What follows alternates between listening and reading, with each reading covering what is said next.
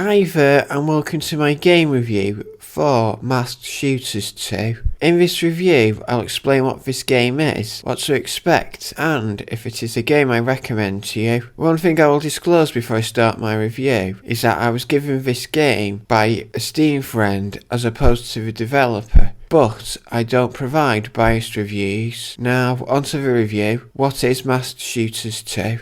Masked Shooters 2 is an FPS game where you play against other players or computer AI in a deathmatch or team deathmatch arena. The game itself is quite easy since you don't have to do any running around for any resources. From the start you automatically spawn with every weapon in game. All of the weapons used in game are the same old weapons found on most other games, such as a pistol and assault rifles. Although one thing I did notice is that the ballistic knife in game isn't ballistic. Instead, it operates as a melee knife. I was disappointed at this because I expected the ballistic knife to be what the game says it is. However, gameplay wise, the game is quite easy to play on, purely because the AI in game is stupid, as they have no plan of what to do. The AI often runs around the map and is unaware to their surroundings. One example of this is when I camped in a watchtower. When I started shooting them, they didn't realise that I'm there, even though I did shoot them multiple times. This makes the game very easy to play on, particularly if you're playing against the AI. This is also on Team Deathmatch. The AI teammates don't do much. Generally they will go off and do their own things, regardless to what's going on around them. The Team AI doesn't help you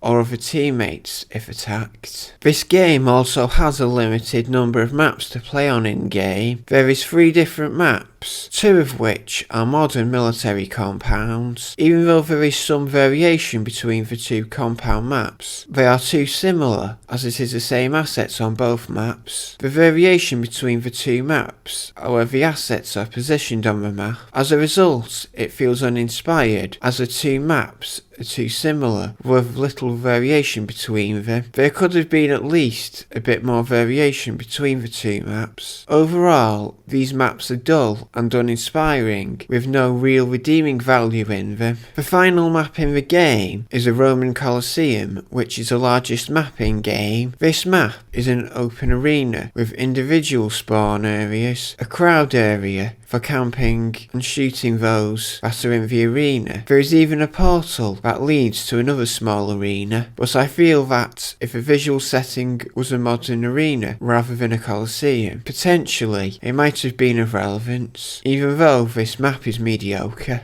Thankfully, the game isn't too long, as the game length per round is 8 minutes long. However, if your objective is to complete all the Steam achievements, it takes a few hours to do. This is because most achievements are based around grinding. After you've done this, there isn't much content available on offer to entice you to keep playing the game. Content-wise, the game is very basic and could have been significantly better. Overall, I wouldn't recommend buying Masked Shooters 2 under any context, as there are better games available. The only time I would recommend playing the game is if someone gifts you the game. Even then, it is purely to farm the Steam cards and get a quick perfect game on your Steam account.